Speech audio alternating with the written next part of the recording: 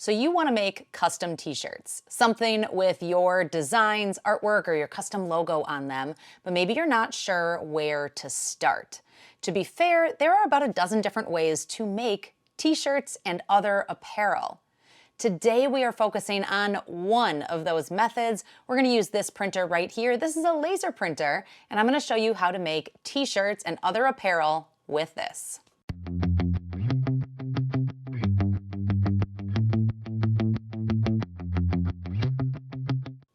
Hey there, I'm Sarah, you're watching Creative Ramblings. Today we're talking about t-shirt making or custom apparel with your artwork, logo, or graphics on them.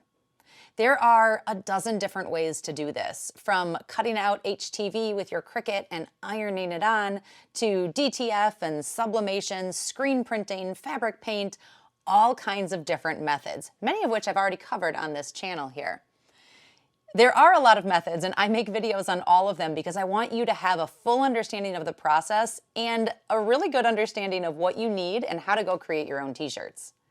So today we're doing something new. We are going to use this printer right here. This is the iColor 560. It is a white toner printer, and we are going to use it to make transfers that then can be put onto apparel. So I'm going to make a Halloween sweatshirt today, and I am going to take you through the process start to finish. We're going to make it using the software that comes with this printer and this printer. And then as we get to the end of the video, I want to talk to you about why you might choose this method versus some of the other methods that are out there. Let's start with supplies. The first thing you need is this printer.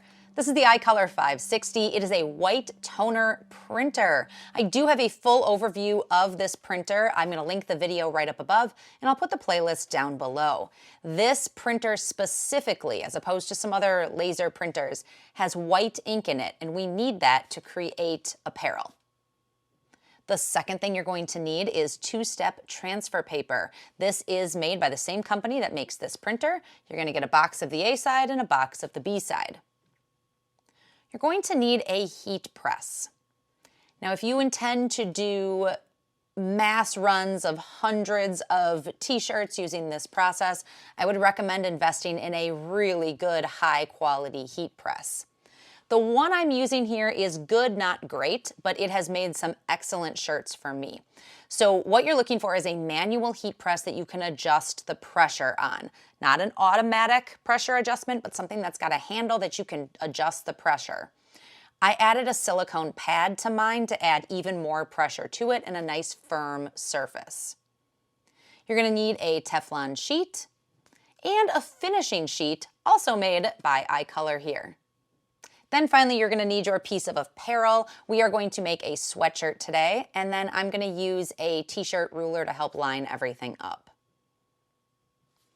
When you get this printer, it comes with the software you need. Now, this is not a design software, but the software to print.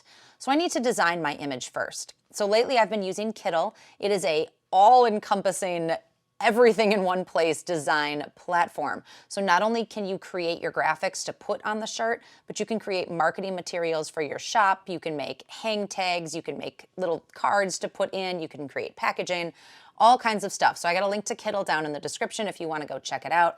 So I made this cute little Halloween design and I exported it. And when we go into the software, I can bring that design in. So let's go over to the software and start creating our image to then send to the printer. This is the software ProRip Essentials, and this is just my home screen here. Over on the left are some other jobs that I have done. So I'm going to start by importing the image that I just created in Kittle.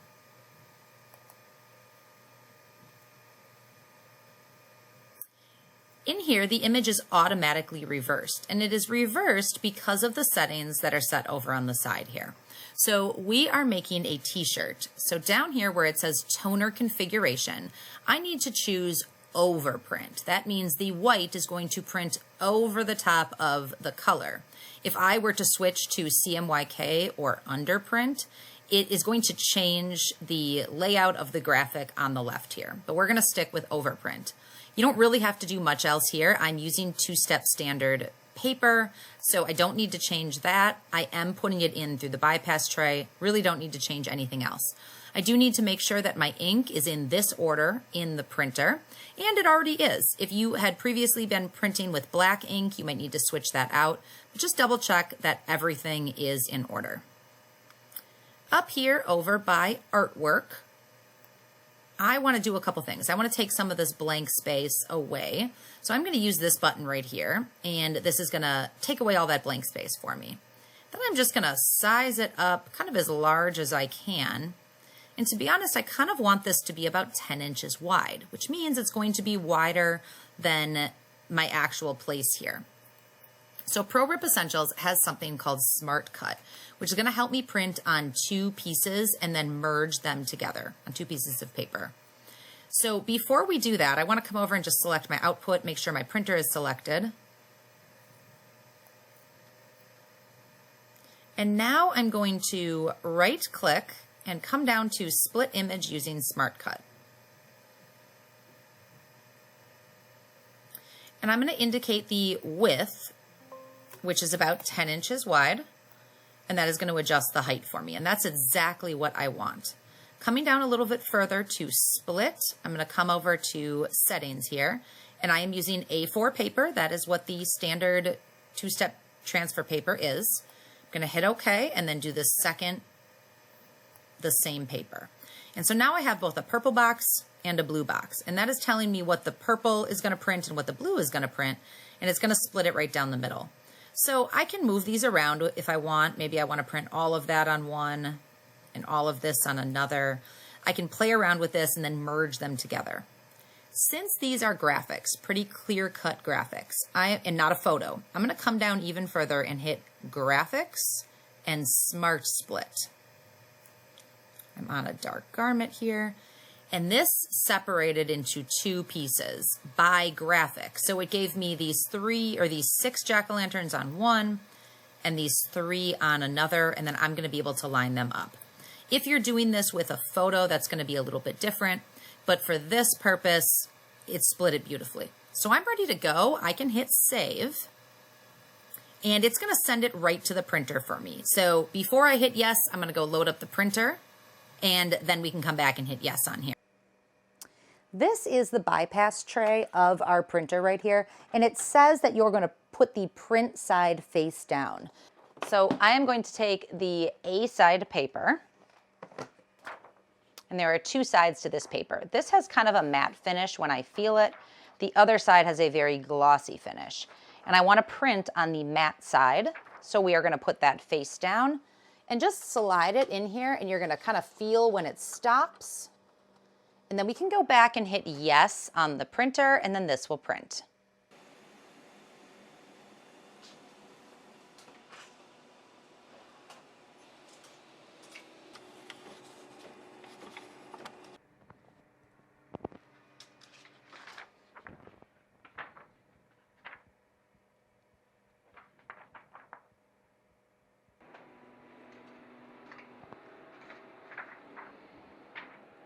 The next step is to grab the B side of the adhesive paper.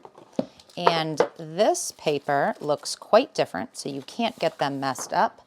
There is a smooth white side, and then a side that has this kind of yellow grid on it. This process is called marrying. So we're going to take the matte side of one of the pages, and we're going to put the glue side, that is the smooth white side, not the yellow side, the smooth white side, and we're going to put them together like this, and we're going to put them in our heat press. As I mentioned earlier, I've got a manual heat press that fully swings all the way away, and I have this handle here that I can adjust the pressure manually. I like to use a silicone mat, so I have a really firm surface. I'm going to heat this up to 310 degrees, and I've got a little timer here on it. I'm going to set for 120 seconds. I like to close it while it heats up because it adds some heat to that silicone pad, so I have a really hot top and bottom. When lining up and marrying the A side and the B side, we want to make sure that the B side stays within the border of the A side. So they're on top of each other like this, but that white sheet It's not hanging off anywhere. And when you buy them together, the beauty of it is that it does sit right inside of it. So you're gonna line them up just like that, and when the heat press is ready, we'll stick it in. Our stack goes into the heat press, lined up perfectly. We're gonna cover the whole thing with Teflon and then press for that 120 seconds. So we're gonna do a hot peel here. We have to separate the two layers we just put together. So when that beeps, I'm gonna open this up and start to peel very slowly from one corner. The swing away is nice because I won't worry about hitting my hands on it. So we're just gonna separate them and start to pull. There should be a little bit of resistance, but not much. Keep it slow and steady. And then when you get to the very end, slow that pull down a little bit because we don't want to lose any of the detail in the very end. This is what the glue sheet looks like then. You can see that, I don't know if you can see it that well, that the glue has come off where all those pumpkins are. And the glue has transferred to this sheet. So it's kind of an opaque on the back. There's our design on the front. Now we'll do the same one for the other side, or the same thing for the other side. One important thing to note is there's going to be a little border around here that's got some extra glue on it that we need to trim off. So if you want really straight lines, you can use a paper trimmer, or you can use a scissor and just cut off those lines right around here. If you do not cut that off, this will transfer over to the shirt that you're attempting to put it on. Now that our sheets are ready, it's time to prep our shirt. So we're gonna do that right on the heat press here. This is just a black sweatshirt, and I'm gonna lay it on the heat press. I'm a big fan of a t-shirt ruler like this. It has a neckline right here. We're gonna line that up with the neckline and use these measurements to make sure that we are fully centered on the shirt on both sides, and then it's gonna help me place my design appropriately. So this is a two-part design. We've got part one and part two. It's kind of easy though, because I know that the center of these jack-o'-lanterns is the center of my shirt. So here's the center line, here's the center jack-o'-lanterns. I'm gonna go ahead and press this, and then I'm able to line this up afterwards. So we're gonna put a Teflon sheet over this and press at 310 for 30 seconds.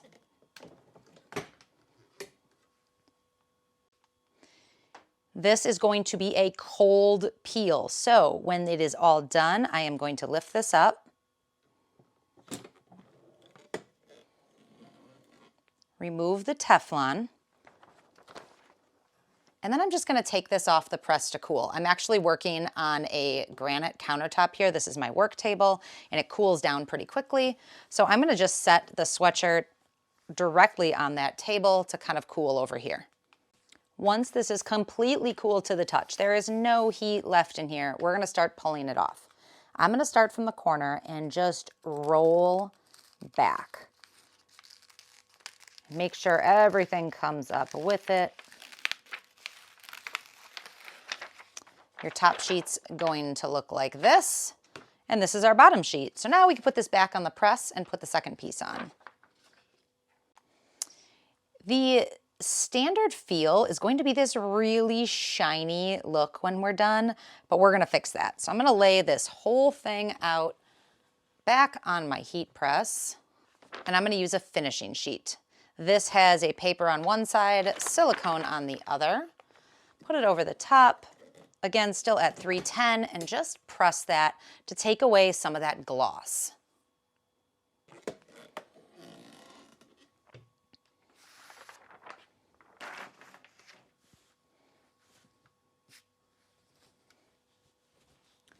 So now I've got much more of a matte finish on this sweatshirt here. And it's looking great. Nice big graphic that covers the whole front of the shirt. So the process of making a shirt like this is pretty straightforward. Once you get used to the process, it goes very quickly. These are going to hold up pretty well. You're going to be able to wash them. I like to wash them inside out and do low heat in the dryer. But let's talk about why you might want to opt for this method and not one of the other 10 methods that are out there for making a t-shirt. So when it comes to cutting and weeding HTV and then ironing it onto a shirt, that can take time. That is time consuming. You could do a design like this with HTV very easily, but some of the more intricate designs, like even a photo that you wanted to print, can't be done with a cutting machine. There is sublimation, which is great, but I can't do that on a cotton sweatshirt. I need to do that on a polyester shirt. Then there's DTF printing. DTF makes phenomenal transfers, kind of like we just did here. The printers are pretty expensive. They are only for creating transfers, and then you have to add powder and cure them before you can transfer them over. I love my DTF printer, but it is a very touchy printer and it needs a lot of care. I need to make sure I'm printing a couple times a week and doing routine maintenance. So all of that to say, this printer right here, very, very low to no maintenance. I can turn this off, walk away, not print shirts for a couple of months, and then come back. So very low maintenance on that compared to a DTF printer.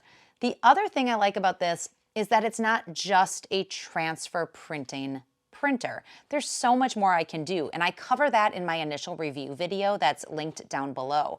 So not only can you make transfers, you can print using that white toner on dark paper, so you can do some really intricate stuff.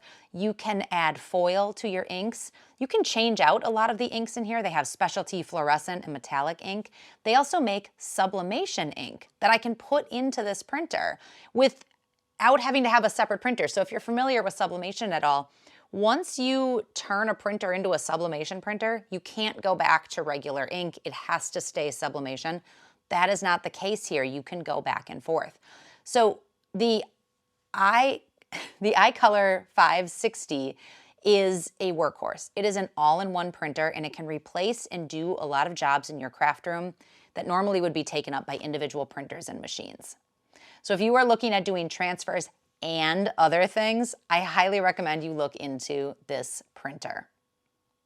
So there are a lot of other things I want to show you with this printer, and I will continue to create videos for you. But let me know if you have any other questions on this transfer making process and what else you want to see made with the iColor 560. If you like this video, if you found it helpful, give me a thumbs up and consider subscribing. I'm here every week with new videos that help you move forward in your creative journey. Thank you so much for watching. We'll see you next time.